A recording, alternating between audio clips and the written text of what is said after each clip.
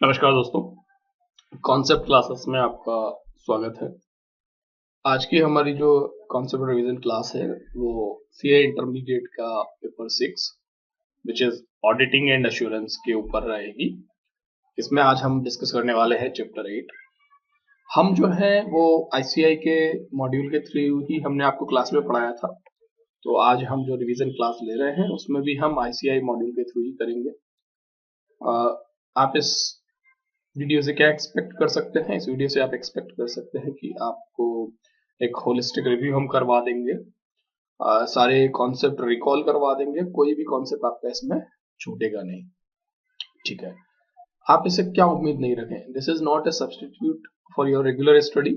इसमें आप लोगों ने आपकी जो रेगुलर पढ़ाई है, रेगुलर तैयारी है, आपने चाहे हमसे पढ़ा हो या चाहे किसी दूसरे टीचर से पढ़ा हो, वो उस तैयारी का, उसके नोट्स का ये सब्सटीट्यूट नहीं है। तो आपको इसे एड ऑन में यूज करना है। This will definitely improve your overall preparation. ठीक है, चलिए तो शुरू करते हैं। सो आज का टॉपिक है एनालिटिकल प्रोसीजर। वास्तव में अगर हम देखेंगे तो एनालिटिकल प्रोसीजर होता क्या है? Analytical procedure is the word itself says कि it is something related to the analysis, right? And what kind of the analysis? When we do the audit, what we collect? We collect the data, right? And so ultimately it's a data analytics. Analytics involves different permutation combination, different interference, right? With the correlation and combination of the different data and drawing the inference out of the data. So वही सब इसमें बात करने की कोशिश करेंगे कि भाई होता क्या है, कैसे इसको हम आगे लेके जा सकते हैं और इसमें हमें कवर क्या क्या करने वाले हैं, राइट?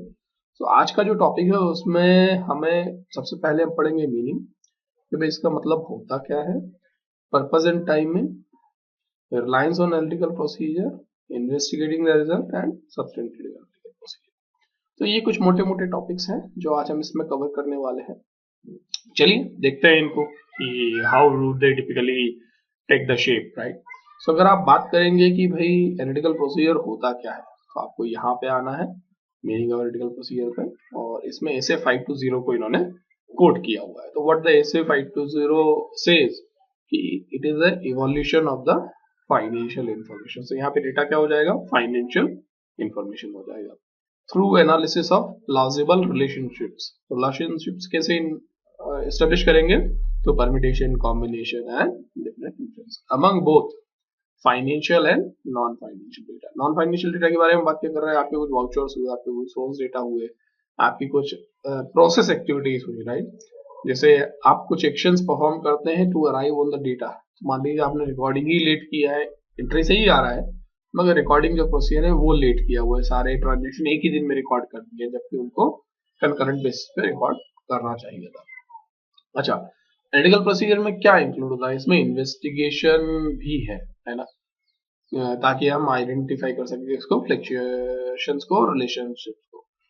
रिलेशनशिप कौन से? जो इनकंसिस्टेंट है। जो कंसिस्टेंट है उससे तो हमें तकलीफ नहीं है, जो चीजें सही सही काम कर रही हैं, जो अपने डिजायर्ड पाथ में काम कर रही हैं, we do not have a issue with those, right? हमें इनकंसिस्टेंट इंफॉर्मेशन को आइडेंटिफाई करना है और उनकी एक्सपेक्टेड वैल्यूज को डिराइव करना है। चलिए, इसमें एक्चुअली में it include the consideration of the comparison of the entities financial information with as well as consideration of relationships. वहीं पे इन्होंने ये बात करने की कोशिश की है कि आपकी फाइनेंशियल इंफॉर्मेशन का कंपैरिजन करेंगे एंटिटी का, और कंसिडरेशन ऑफ रिलेशनशिप रहेगा और अदर प्रोसीजर्स जो आपकी रहेंगे। Ultimately together all of this three together called as analytical procedure. इसमें एग्जांपल कुछ कोट किए हुए, जैसे कंपेरेबल इंफॉर्मेशन और प्रायर के पीरियड्स, राइट? जैसे लास्ट ईयर कितने ट्रांजेक्शन हुए, इस ईयर कितने ट्रांजेक्शन हुए हैं, लास्ट ईयर का रेवेन्यू कितना था, इस ईयर का रेवेन्यू कितना है, लास्ट क्वार्टर में कितनी सेल हुई थी, इस क्वार्टर की सेल कितनी है, राइट? बजटेड और फोरकास्टेड वर्सेस एक्चुअल, तो यहाँ पे हम देख सकते हैं। एस्टिमेशन ऑफ द डेप्रिसिएशन को देख सकते हैं। अच्छा, ओवरऑल इंडस्ट्री में टिपिकली रेशियो क्या रहता है वर्सेस हमारा कैसा है ना, इंडस्ट्री एवरेज के अगेंस्ट में। तो ये सारे जो चेक एंड बैलेंसेस हैं, they will also enable the compare किससे करना है? Similar size of the in the same industry के साथ हम कंपेयर कर सकते हैं। ठीक है जी, चलिए यहाँ पे कुछ एग्जांपल किए हैं कि analytical procedure having consideration of the relationship. इसमें क्या देखेंगे? Among elements of the financial information that would be expected to conform to a predictable pattern based on the entity's experience such as gross margin percentage। तो ये देखिए आप यहाँ पे इन्होंने पैरामीटर बना के दिया हुआ है। इसको अगर आप देखेंगे तो कि 15-16 में हमारा 2015-16 में इन्वेंट्री टर्नओवर क्या था और ग्रॉस मार्जिन क्या था, और 16-17 में हमारा इन्वेंट्री टर्नओवर क्या है, ग्रॉस मार्जिन क्या है। इसमें हम कह सकते हैं कि हमारा जो है 16-17 में हमारा इन्वेंट्री टर्नओवर भी बड़ा है और स्लाइटली ग्रॉस मार्जिन पे इतना बहुत ज्यादा फर्क नहीं है। इंडस्ट्री की तरफ अगर देखेंगे तो इंडस्ट्री में 3.1 था, है ना, 15-16 में, और 16-17 में क्या हुआ है 2.8 हो गया। That means there is a declining trend. इनका ग्रॉस मार्जिन भी इंडस्ट्री में क्या था 23.6 था और अभी 22.2 हो गया। तो हम लोग इससे क्या इन्फ्लुएंस कर सकते हैं, इससे इन्फ्लुएंस कर सकते हैं कि हमारे 16-17 में हमारे कस्टमर ने, हमारे क्लाइंट ने रिलेटिवली बेटर परफॉर्म किया है। किस केस में, इन्वेंट्री टर्नओवर के केस में, है ना, सबका कम हुआ है, इनका बड़ा है। भले ही हम लोग रिलेवेंट है मगर हम इंडस्ट्री में कंपेरेबल है। अच्छा, दूसरा ग्रॉस मार्जिन भी हमारा स्लाइटली अपसाइड में है या सस्टेन किया है हम लोगों ने, जबकि इंडस्ट्री में ओवरऑल ग्रॉस मार्जिन कम हुआ है। ये हम इसे इन्फ्लुएंस निकाल के लेके आ सकते हैं। ये जो है इसमें एडवांस स्टैटिस्टिकल टेक्निक का हम यूटिलाइजेशन करते हैं, है ना, और इसको हम कंसोलिडेटेड फाइनेंशियल स्टेटमेंट के ऊपर अप्लाई कर सकते हैं, कंपोनेंट के ऊपर कर सकते हैं, इंडिविजुअल एलिमेंट ऑफ इंफॉर्मेशन के ऊपर भी अप्लाई इसको कर सकते हैं। ठीक है जी, चलिए आगे बढ़ते हैं। इसका पर्पस क्या है और overall at what particular time in point we have to apply the analytical procedure. So analytical procedure uses comparison and relationship to assess whether account balances or other appear reasonable, है ना। किसके purpose क्या है, इन्होंने यहाँ पे purpose किया हुआ है कि to obtain the relevant reliable audit evidence using substantive analytical procedure। ठीक है। अच्छा, दूसरा इसका क्या काम रहता है, इसमें to design and perform analytical procedure near the end of the audit that assists the auditor when forming an overall conclusion। Analytical procedure क्या करते हैं, they are quick tool to give the opinion. So towards the end जब सारा data collect हो गया उस time analytical procedure perform कीजिए आप डेटा के ऊपर, so it will be able to help you in terms of the forming the overall opinion. ठीक है, यहाँ पे कुछ इन्होंने, अच्छा इसमें हम देखेंगे कि ये जो ओवरऑल टेस्ट है इसको हम क्या कर सकते हैं, ऊपर हमने बात किया था कि या तो इंटरफॉर्म कर लीजिए आप अपना डेटा अपने से ही कंपेयर कर लीजिए, लास्ट क्वार्टर का इस क्वार्टर से, इस मंथ की सेल्स उस मंथ से, इस मंथ का डेटा उस मंथ से, राइट, या डिपार्टमेंट ए का कंपैरिजन डिपार्टमेंट बी से, प्रोडक्ट लाइन ए का कंपैरिजन प्रोडक्ट लाइन बी से, राइट। तो ये सारा आप इंटरफॉर्म हो जाएगा। इंट्राफॉर्म क्या हो जाएगा, इंट्राफॉर्म ये हो जाएगा कि आप इंडस्ट्री की किसी दूसरी सिमिलर साइज और एंटिटी को उठाइए और उसके अगेंस्ट में आप उसका कंपैरिजन करके उसके ऊपर इन्फ्रेंस ड्रॉ कीजिए। जैसे हमने अभी एक एग्जांपल यहाँ पे ये इंट्राफॉर्म के केस में कह सकते हैं, इंट्रा इंडस्ट्री के केस में, इंट्राफॉर्म के केस में कह सकते हैं, क्योंकि ये इंडस्ट्री का पिक किया है, ये एवरेज इंडस्ट्री से आया है डेटा। चलिए, तो ये हम देख सकते हैं। अच्छा, it would also be possible to compare the balances on the statement of profit and loss with that of the previous period, हमने बात कर लिया है ना।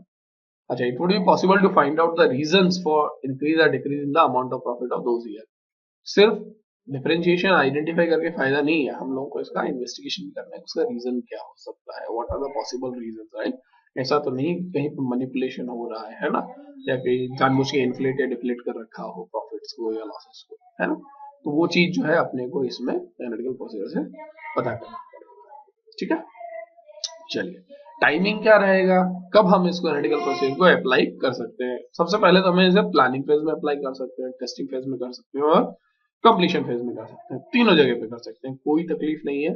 एंटायर ऑडिट का जो लाइफ साइकिल है आपका, उसकी प्लानिंग फेज में एनालिटिकल प्रोसीजर अप्लाई कर सकते हैं, उसकी टेस्टिंग फेज में कर सकते हैं जब आप एक्चुअली एग्जीक्यूट कर रहे हैं, और फाइनली टुवर्ड्स द कंप्लीशन भी आप इसको कर सकते हैं। ठीक है, तो प्लानिंग में इसको कैसे यूटिलाइज कर सकते हैं, एनालिटिकल प्रोसीजर असिस्ट हमको करता है कि भाई ऑडिटर जो है कॉन्टेक्स्ट पूरा समझ पाए बिजनेस का, है ना, और कौन कौन से पोटेंशियल रिस्क एरियाज हैं, हाई रिस्क एरिया है जहाँ पे हम लोगों को ध्यान देना है, या जो कौन से ऐसे नए चेंजेस हो रहे हैं जो ऑडिटर पहले से अनअवेयर रहा होगा, तो यहाँ पे एनालिटिकल प्रोसीजर इसमें हेल्प कर सकता है।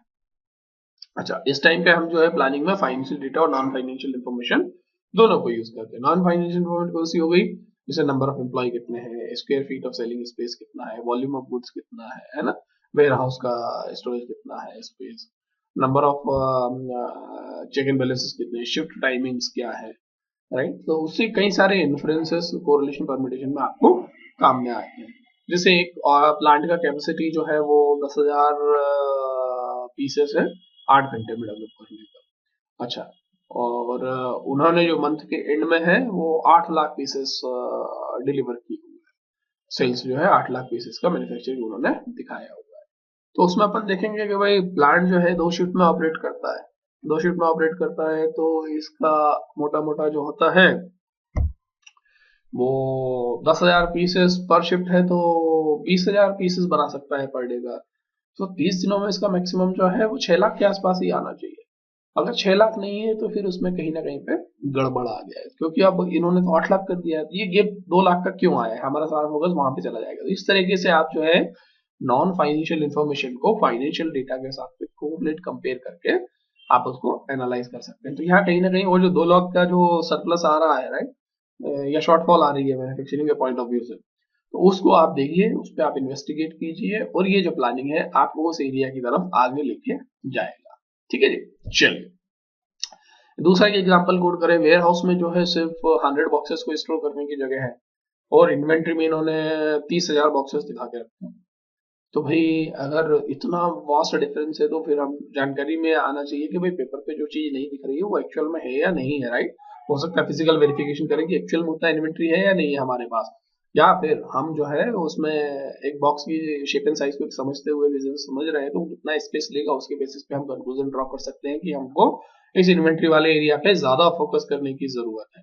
उम्मीद करता हूँ चीजें समझ में आ रही होंगी। चलिए आगे बढ़ते हैं। इन्होंने बात किया था कि सब्सटेंटिव एनालिटिकल प्रोसीजर जो है वो भी अप्लाई करना है। अच्छा, इसमें असर्शन लेवल में भी टेस्ट ऑफ द डिटेल्स को कर सकते हैं हम, है ना, या सब्सटेंटिव एनालिटिकल प्रोसीजर कर सकते हैं, या कॉम्बिनेशन ऑफ दोनों, टेस्ट ऑफ डिटेल भी कर, टेस्ट ऑफ डिटेल भी कर सकते हैं, सब्सटेंटिव एनालिटिकल प्रोसीजर भी अप्लाई कर सकते हैं, दोनों मिक्स आउट कर सकते हैं। अच्छा, किस वाली ऑडिट प्रोसीजर को परफॉर्म करना है ना, कि इसमें सब्सटेंटिव एनालिटिकल प्रोसीजर लेना है या नहीं लेना है, ये सारा जो खेल है वो जो है ऑडिटर के जजमेंट के ऊपर डिपेंड करता है। ठीक है, कि हमको इफेक्टिवनेस, एक्सपेक्टेड इफेक्टिवनेस क्या है और एफिशिएंसी कितना चाहिए, है ना, जो पर्टिकुलर ऑडिट प्रोसीजर है हमारे। और अल्टीमेटली हमारा गोल जो रहता है, reduce the audit risk at the assertion level to an acceptably low level. In combination के थ्रू हम यही करने की कोशिश करते हैं कि हमारा जो ऑडिट रिस्क है वो रिड्यूस हो जाए, ताकि असर्शन जो हम ड्रॉ कर रहे हैं उसमें हमें तकलीफ ना हो। चलिए, हम जो है ऑडिटर जो है वो मैनेजमेंट से बात कर सकता है availability, reliability of the information needed to apply substitute analytical procedure and the result of any such analytical procedure perform by the entity. उन्होंने अगर खुद किया हुआ है तो वो डेटा भी हम रिलाई कर सकते हैं, पूछने में कोई तकलीफ नहीं है, देखने समझने में कोई तकलीफ नहीं है। अल्टीमेटली कंक्लूजन आपका रहेगा whether you want to leverage the data और नॉट। ठीक है, कौन कौन से ऐसे फैक्टर्स हैं which needs to be considered for substantive audit procedure। अच्छा, सबसे पहली बात तो availability of the data, reliable and relevant data होगा तो ही तो इफेक्टिव प्रोसीजर हम एग्जीक्यूट कर पाएंगे। डिसएग्रीगेशन है ना, degree of disaggregation in available data can directly affect the degree of its usefulness in detective system. ठीक है, अकाउंट टाइप, जितना डेस्परेट डेटा होगा, जितना बिखरा हुआ होगा, उतना हमको इसमें कोरिलेट कंपेयर करने में समय लगेगा और यूजफुलनेस उतनी ज्यादा नहीं रहेगी। एग्रीगेटेड डेटा, कंसोलिडेटेड डेटा जो रहेगा, रॉ डेटा जो है अगर किसी शेप एंड फॉर्म में है, रिपोर्टेड में है, तो उसको एनालाइज करके कंपेयर हम आसानी से कर पाएंगे। वहीं अगर रॉ डेटा जो है बिखरा हुआ है कई सारी रिपोर्ट्स में, तो पहले उस डेटा को निकालो, डेटा पंच करो, तब उसके ऊपर एनालिटिकल प्रोसीजर को आप अप्लाई कर पाएंगे। अकाउंट टाइप क्या है ना, अच्छा, सर्टेन टाइप ऑफ अकाउंट जो है उनके ऊपर एनालिटिकल प्रोसीजर जो है ज्यादा अच्छे से काम करता है ना। जैसे इनकम स्टेटमेंट हो गया आपके, है ना, ये अच्छे से प्रेडिक्ट कर सकते हैं, और क्योंकि ये एक्यूमुलेटेड ट्रांजैक्शंस होते हैं। अच्छा, जबकि बैलेंस शीट हो गया तो वो नेट इफेक्ट बताता है, तो वो इतना अच्छा से हमारे ऊपर बहुत अच्छा डिटेलिंग नहीं दे पाएगा, और they are basically subject to the greater management judgement, तो वहां पे एनालिटिकल प्रोसीजर उतने अच्छे से इफेक्टिव नहीं हो पाते। सोर्स के बारे में बात करेंगे। Some class of transaction tend to be more predictable, है ना, because they consist of number. अच्छा, अगर वहीं पे वो टेक्सचुअल डेटा है तो हो सकता है उतना अच्छे से हम कंपैरिजन नहीं कर पाए, है ना। सिमिलर ट्रांजैक्शन हो जहाँ पे, है ना, transaction recorded by non routine and estimation scots are often subject to management judgement and therefore more difficult to predict. जहाँ पे भी नंबर से हटके मैनुअल जजमेंट आ गया, मैनेजमेंट का जजमेंट आ गया, उन वाली सिचुएशन में हमको थोड़ा सा एनालिटिकल प्रोसीजर को अप्लाई करने में तकलीफ आ सकती है, ये बात आप ध्यान रखिएगा। चलिए, प्रेडिक्टेबिलिटी। सब्स्टेंटिव एनालिटिकल प्रोसीजर जो है they are more appropriate when account balance और relationship between items of data are predictable in nature, जैसे कि sales and cost of sale और between trade receivable and cash receipt. इस तरह की जहां पे रिलेशनशिप है वहां पे आप इसको अच्छे से एलोबरेट करके इंटरप्रेट कर पाएंगे। नेचर ऑफ असर्शन आप क्या ड्रॉ करना चाह रहे हैं? अच्छा, इसमें कुछ असर्शन जो है जैसे कंप्लीटनेस और वैल्यूएशन जो है वो हम ज्यादा अच्छे से असेस कर पाते हैं rather than right and obligation, क्योंकि ये जो है वो थोड़ा सा मैनुअल जजमेंट वाली मैनेजमेंट जजमेंट की बात हो जाती है। प्रेडिक्टिव एनालिटिक्स प्रोसीजर जो है data analytics can be used to address completeness, valuation, measurement and accuracy, इसको हम यूटिलाइजेशन कर सकते हैं। Inherent risk are what can go wrong when we are designing audit procedure to address the inherent risk, है ना। तो हमें क्या समझना पड़ेगा? हमें nature of the risk of material misstatement समझना पड़ेगा, और तभी हम जाके कि हम जो है सब्स्टेंटिव एनालिटिकल प्रोसीजर को अप्लाई कर पाएंगे या नहीं कर पाएंगे for obtaining the audit evidence, वो हम डिसाइड कर पाएंगे। जब आपकी इनहेरेंट रिस्क जो है वो बहुत ज्यादा है ना, तब हमें क्या करना पड़ेगा? हमें डिजाइन करने पड़ेंगे टेस्ट ऑफ डिटेल्स, ताकि हम इसको हायर इनहेरेंट रिस्क को एड्रेस कर पाए। और जब significant risk have been identified और audit evidence obtained solely from the substantive analytical procedure unlikely to be sufficient, ठीक है। तो ये बात आपको ध्यान रखना है यहाँ पे। चलिए आगे बढ़ते हैं। टेक्निक्स अवेलेबल है सब्स्टेंटिव एनालिटिकल प्रोसीजर के बारे में बात करें। अच्छा जी, जो आपकी सब्स्टेंटिव एनालिटिकल प्रोसीजर्स है they are only limited by the availability of the reliable data. अच्छा, उसमें एक्सपीरियंस क्या है और creativity of the audit team क्या है ना। इसमें हम टिपिकली क्या करते हैं? ट्रेंड एनालिसिस करने की कोशिश करते हैं, जैसे हमने पहले बात किया था। Comparison of current data with the prior period balance और विद द ट्रेंड इन 2 और मोर प्रायर पीरियड बैलेंसेस, ठीक है। ये जो ट्रेंड आ रहा है वो in line with the trend है या उसमें कुछ चेंज आ रहा है, और उसके बेसिस पे हम अंडरस्टैंडिंग ड्रॉ करने की कोशिश करते हैं। रेशियो एनालिसिस क्या होता है? रेशियो एनालिसिस में हम जो है एनालाइज करते हैं किसको? एसेट एंड लायबिलिटी अकाउंट्स को और रेवेन्यू और एक्सपेंस अकाउंट को, कि इनके डिफरेंट रेशियोज कैसे निकल के आ रहे हैं। अच्छा, इंडिविजुअल बैलेंस शीट अकाउंट को इंटरप्रेट करना जो है इट्स ओन में डिफिकल्ट होता है, मगर इसकी रिलेशनशिप जो है वो दूसरे अकाउंट के साथ बड़ी ही प्रेडिक्टेबल होती है। सो उस तरह से हम रेशियो एनालिसिस को वहां पे यूटिलाइज कर सकते हैं, ठीक है जी। अच्छा, ratios can also be compared over time last year. So वहां पे हम ये कॉम्बिनेशन, पहले रेशियो एनालिसिस कर लीजिए, फिर उसके ऊपर रेशियो के ऊपर ट्रेंड एनालिसिस लगा लीजिए, वो भी पॉसिबल है। अच्छा, so इसमें सेपरेट एंटिटीज के ऊपर भी कंपेयर कर सकते हैं विद इन द ग्रुप और with the ratio of other companies in the same industry, that's also a possibility. तीसरी बात हम कर सकते हैं रीजनेबलनेस का टेस्ट कर सकते हैं, है ना।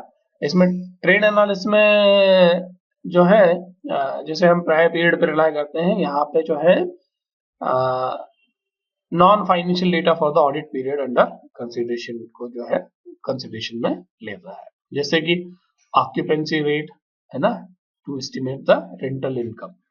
ये जो है ऑक्यूपेंसी रेट क्या है? नॉन फाइनेंशियल डेटा है, मगर उसको कोरिलेट कर लीजिए। जैसे हमने पहले एक एग्जांपल लिया था कि वेयर हाउस में कितना इन्वेंट्री होल्ड हो सकता है वर्सेस कितना होल्ड है, तो हमने बॉक्स का साइज लिया है। दूसरा हमने प्रोडक्शन कैपेसिटी को कंसिडरेशन करके लेके देखा कि भाई महीने का अगर 8 लाख का प्रोडक्शन दिखा रहे हैं और कैपेसिटी सिर्फ 6 लाख का है, तो उसको कैसे मैनेज कर पाते हैं, ठीक है।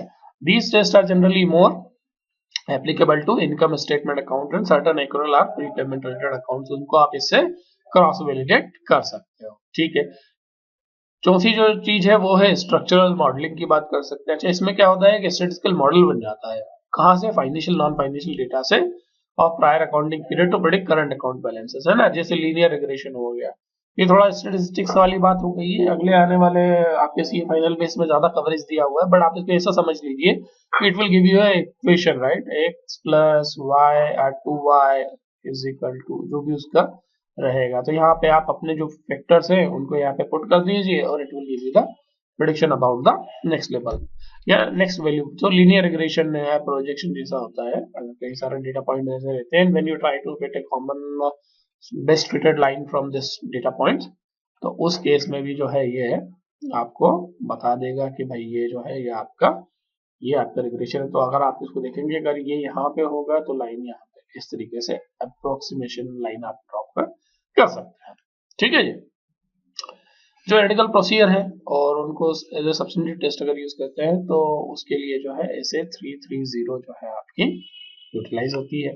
इसमें आपको क्या करना है, determine the suitability of the particular substitute analytical procedure for what, for giving the assertion, है ना। इसमें आपको क्या करना पड़ेगा, जो भी रिस्क ऑफ मटेरियल स्टेटमेंट है उनको कंसिडरेशन में लेना पड़ेगा एंड टेस्ट ऑफ डिटेल्स को भी आपको कंसिडर करना पड़ेगा फॉर दोस असर्शंस। ठीक है। अच्छा, evaluate the reliability of data from which the auditor's expectation of recorded amounts or ratio is developed। ठीक है, उसका अकाउंट ऑफ सोर्स क्या है, कंपैरेटिविटी क्या है, नेचर एंड रिलेवेंस क्या है ना, और ओवरऑल कंट्रोल्स ओवर प्रिपरेशन क्या है। ये सारी बातें हम ऊपर कर चुके हैं, वही उसी चीज को यहाँ पे रिपीटेशन चल रहा है। ठीक है। Develop an expectation of recorded amounts or ratios and evaluate whether the expectation is sufficiently precise to identify a misstatement, है ना, that individually or when aggregated with other misstatement it may cause the financial statement to be materially misstated। ठीक है। तो ये भी हम assertion इसमें draw करने की कोशिश करते हैं। Determine the amount of any difference of recorded amounts from the expected values। ये हम कहाँ से, ट्रेंड एनालिसिस से लेके आते हैं, बजटेड वर्सेस एक्चुअल से कंपेयर करने की कोशिश करते हैं एंड किस लिमिट तक हमें एक्सेप्टेबल रहेगा। मान लीजिए कि आपका, जैसे मैंने वो मैन्युफैक्चरिंग वाला एग्जांपल दिया आपको कि 6 लाख का कैपेसिटी और 6 लाख 200 जो है ओवरऑल सेल्स हुआ है, तो 200 जो है उसमें हम देखेंगे कि भाई रीजनेबल है क्या, इसमें ज्यादा इन्वेस्टिगेशन करने की जरूरत है क्या, मटेरियल डिफरेंस है या नहीं है, राइट। और वो चीजें भी हम यहाँ पे समझने की कोशिश करेंगे, उसके रीजन को लेंगे और उसके बेसिस पर देखेंगे कि भाई इसमें फर्दर इन्वेस्टिगेशन की नीड है या नहीं है। ठीक है जी, चलिए बहुत बढ़िया, आगे बढ़ते हैं। अब हम बात करने वाले हैं suitability of particular analytical procedure for given assertion. जब आपको कोई एक पर्टिकुलर असर्शन के ऊपर काम करना है तो उसमें जो है एनालिटिकल प्रोसीजर सुटेबल रहेगा या नहीं रहेगा वो आपको देखना पड़ेगा। तो इन जनरल जो स्टैटिस्टिकल कोई भी एनालिटिकल टेक्निक हुई वो लार्ज वॉल्यूम ऑफ ट्रांजैक्शन पे जो है अच्छा प्रेडिक्शन करती है। ठीक है, और ओवर द टाइम। अच्छा, तो हमारी ओवरऑल एक्सपेक्टेशन क्या रहेगी रिलेशनशिप अमंग द डेटा के बीच में जो है, and continue in the absence of non condition to the control. उसके बेसिस पे भी हमारे एनालिटिकल प्रोसीजर जो है उसको हम अप्लाई करेंगे या प्लान करेंगे। अच्छा, अल्टीमेटली हमारा जो असेसमेंट रहेगा, ऑडिटर्स असेसमेंट जो रहेगा, है ना, वो तय करेगा कि कोई एक पर्टिकुलर एनालिटिकल प्रोसीजर कितनी इफेक्टिव रहेगी in terms of misstatement. अच्छा, that individually or aggregated with other misstatement may cause the financial statement to be materially misstated। इसको MMB बोलते हैं, materially misstated, है ना। कई बार क्या होता है कि बहुत रॉ जो है अनसोफिस्टिकेटेड प्रेडिक्टिव मॉडल जो है वो भी काम कर जाएंगे एज एन एनालिटिकल प्रोसीजर, उसमें बहुत ज्यादा सोफिस्टिकेशन की जरूरत नहीं रहेगी। अच्छा, अलग अलग लेवल की जो अलग अलग टाइप की जो एनालिटिकल प्रोसीजर्स है they provide the different level of assurance, है ना। Example is the prediction of total rental income on a building divided into apartment taking the rental rates, है ना, the number of apartment and vacancy rates into consideration can provide persuasive evidence on and may eliminate the need of further verification by means of test of detail। तो इसमें hotel वाला example ले लिया इन्होंने, है ना। उसमें क्या कहा है कि भाई टोटल रेंटल इनकम कितनी आई है, उसमें अपार्टमेंट कितने हैं और पर अपार्टमेंट का ऑक्यूपेंसी रेट कितना है, उतना भी अगर कर लिया तो टेस्ट ऑफ डिटेल की जरूरत फिर नहीं पड़ेगी, यहाँ पे एनालिटिकल प्रोसीजर सफिशिएंट। अच्छा, the determination of the suitability of particular substantive analytical procedure is influenced by the nature of the assertion and auditor's assessment of the risk of material misstatement। ये दो पैरामीटर आप यहाँ पे ध्यान रखिए। Number 1, nature of assertion क्या draw करने की कोशिश कर रहे हैं और ऑडिटर का असेसमेंट क्या है रिस्क ऑफ मटेरियल मिसस्टेटमेंट। तो इसमें ये एक एग्जांपल कोट किया हुआ है यहाँ पे, अगर आप देखेंगे बकेट बनाया हुआ है। इसमें क्या करेंगे, सबसे पहले आप रिस्क असेसमेंट प्रोसीजर अप्लाई करेंगे और उसके बाद में आप टेस्ट ऑफ कंट्रोल करेंगे और बाकी का बचा हुआ जो है यहाँ पे सब्सटेंटिव एनालिटिकल प्रोसीजर के थ्रू इसको फिल करने के लिए आप एश्योरेंस को यूटिलाइज करेंगे। ठीक है, चलिए, हमारी रिलायंस का एक्सटेंट क्या रहेगा, extent of reliance on the analytical procedure, किस हद तक हम उनके ऊपर रिलाय कर सकते हैं ना। The reliability of data is influenced by it's source and nature and it is dependent on the circumstances under which it is operated. Source के ऊपर रहेगा, सर्कमस्टेंसेस के ऊपर रहेगा और अल्टीमेटली जो हमने नेचर है उसके ऊपर इसको डिपेंड करेगा। ठीक है जी। Following are relevant when determining whether data is reliable for purpose of designing substantive analytical procedure or not। ठीक है। सोर्स ऑफ इंफॉर्मेशन हमने बात कर लिया है। Comparability of the information available है, वो कंपेयर ही नहीं हो रहा है तो मतलब नहीं निकलेगा। Nature and relevance of the information available, कि किस तरह का डेटा है और उसका रिलेवेंस क्या है, हम जो असर्शन ड्रॉ करने की कोशिश कर रहे हैं। And controls over preparation of the information that are designed to ensure its completeness, accuracy and validity. कई बार क्या होगा कि आप जो है before applying the analytical procedures you may consider testing the operative effectiveness of the control। उसके basis पे आप जो है रिलायंस ले सकते हो in response to the assessed risk. ठीक है जी। चलिए आगे बढ़ते हैं। ऐसे 500 जो है वो एस्टेब्लिश करता है क्या, requirements and provide guidance in determining the audit procedure to be performed on the information to be used for substantive analytical procedures. हमें आप कमेंट सेक्शन में लिख के बताइएगा कि अगर आप एक डिटेल्ड वीडियो जो आपकी एसेस जो है, वेरियस एसेस जो है उसको भी कवर करवाना चाहते हैं क्या। अगर हाँ तो हम एक डिटेल्ड वीडियो लेकर आएंगे जहाँ पे हम इन सारी एसेस के बारे में आपको बहुत अच्छे समझाने की कोशिश करेंगे। आप ये मान के चलिए कम से कम 20 नंबर के आसपास का मोटा मोटा आपका एसेस जो है वो हेल्प कर सकता है। ठीक है जी। और कई बार इनको जब रिस्पॉन्स करते हैं तो आप अगर इन एसेस को कोट करते हैं तो आपका एक वेटेड एश्योरेंस रहता है, आपका एक कॉन्फिडेंस लेवल बढ़ता है और आपकी जो है सब्जेक्ट मैटर की नॉलेज जो है उसकी ग्रिप के ऊपर जो भी कॉपी वेरीफाई कर रहा है उसको समझ में आता है एग्जाम के दौरान। चलिए अब बात करते हैं रिस्क ऑफ मटेरियल मिसस्टेटमेंट क्या है ना। Matters relevant to the auditor's evaluation of whether the expectation can be developed sufficiently precisely to identify a misstatement that when aggregated with other misstatement may cause the financial statement to be materially misstated. It includes accuracy with which the expected result of substantive medical procedure can be predicted, है ना। सबसे पहली बात तो यही है कि भाई ऑडिटर में expect a greater consistency in comparing the gross profit margin from one period to another than in comparing discretionary expenses such as research और एडवर्टाइजिंग। अच्छा, degree to which information can be disaggregated, उसके ऊपर भी ये depend करेगा कि risk of material statement कितना है ना। जैसे कि इन्होंने एक एग्जांपल दिया हुआ है कि सब्सटेंटिव एनालिटिकल प्रोसीजर जो है वो मोर इफेक्टिव रहेंगे जब उसको financial information on individual sections पे अप्लाई करते हैं, है ना। Financial estimate of components of a diversified entity, then when applied to the financial estimate of the entity as a whole, जब आप उसको बाइफरकेट करके इंडिविजुअल आइटम या कंपोनेंट पे अप्लाई करते हैं तो वो ज्यादा इफेक्टिव होते हैं, या जो है जब आप कंसोलिडेटेड एग्रीगेटेड है तो उसके ऊपर ज्यादा अच्छे से आप नहीं ले, तो आपका डिसएग्रीगेटेड डेटा जो है वो ज्यादा अच्छे से काम कर सकता है।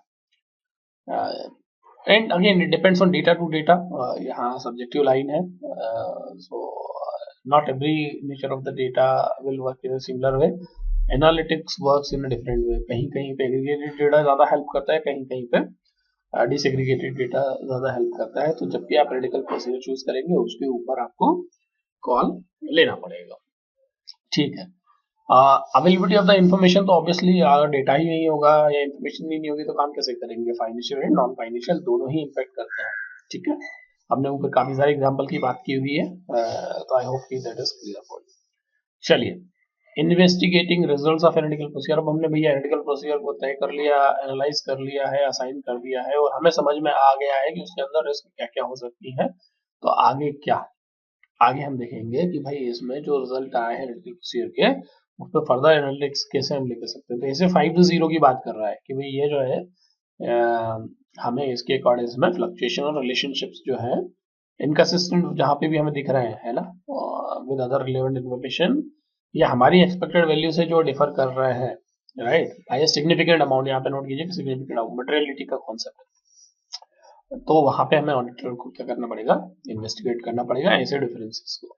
क्या कैसे हम इन्वेस्टिगेट कर सकते हैं, बाय इंक्वायरिंग, मैनेजमेंट से बात करके पता कर सकते हैं और एप्रोप्रिएट ऑडिट एविडेंस ले सकते हैं रिलेवेंट टू मैनेजमेंट रिस्पॉन्स, है ना। और फिर देख सकते हैं कि वो दोनों आपस में मैच कर रहे हैं या नहीं कर रहे हैं। एडिशनल ऑडिट प्रोसीजर परफॉर्म कर सकते हैं, है ना। और वो सब्जेक्ट सिचुएशन के ऊपर डिपेंड करेगा कि भाई उसमें हम एडिशनल ऐसी क्या ऑडिट प्रोसीजर करें जिससे हमें एडिशनल ऑडिट एविडेंस मिल जाए और हमारा जो काम है वो चल जाएगा। ठीक है, सो ये आप इसमें यहाँ पे ले सकते हैं। चलिए, अगला जो पॉइंट है आपका ethical procedure that assist when forming an overall conclusion, यहाँ की बात करेंगे।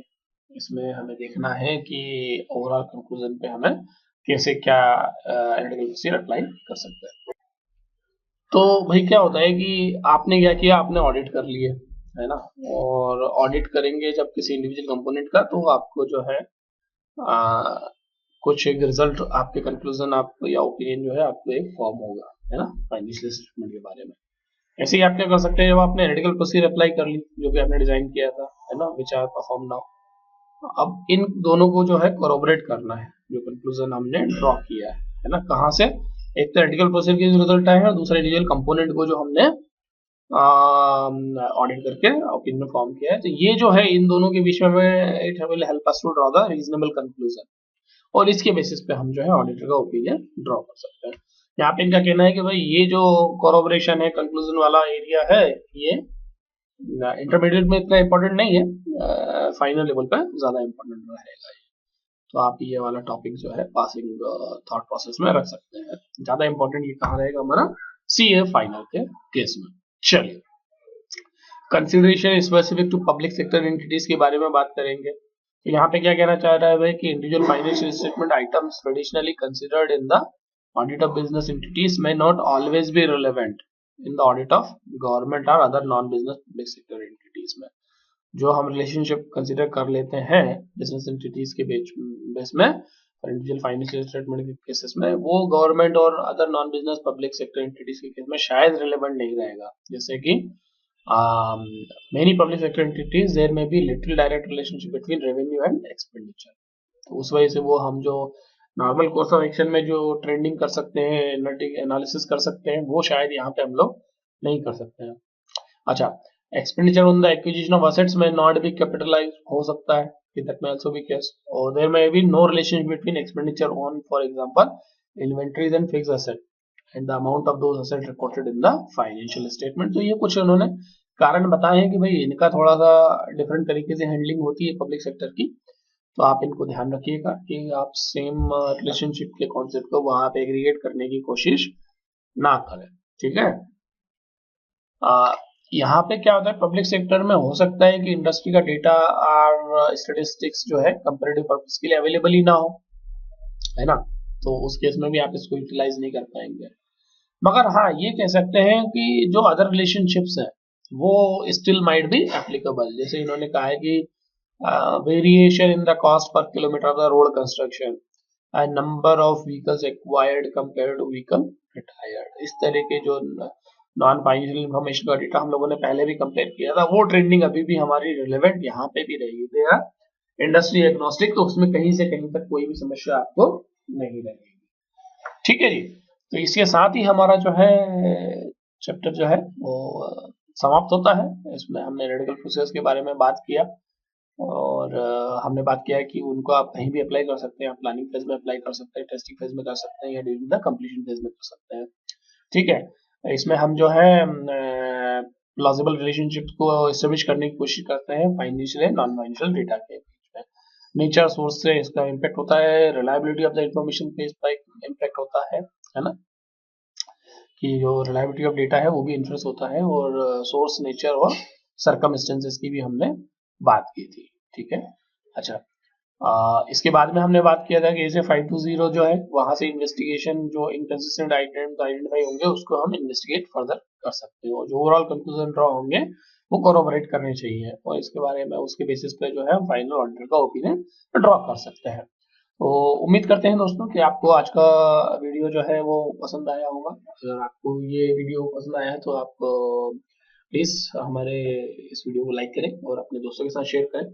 साथ ही साथ हमारे चैनल को सब्सक्राइब करना ना भूलें, क्योंकि ऐसे ही एजुकेशनल वीडियोस हम फ्यूचर में भी लेकर आते रहेंगे, and we hope that these videos will help you long way in terms of preparing for your preparation. हमारी कोशिश ये रहती है कि अगर किसी बच्चे का 1 मार्क भी इस वीडियो की वजह से, ये जो हमने 30 या 40 मिनट्स का वीडियो एक डाला हुआ है, इसकी वजह से अगर किसी का 1 मार्क भी बढ़ जाता है कॉन्सेप्ट क्लियरिटी की वजह से, तो हमारा ये वीडियो बनाने का पर्पस जो है सॉल्व हो जाएगा। चलिए दोस्तों, आज के लिए बस इतना ही। मुलाकात होती है अगले ऐसे ही किसी एक वीडियो में। तब तक के लिए जय हिंद, जय भारत।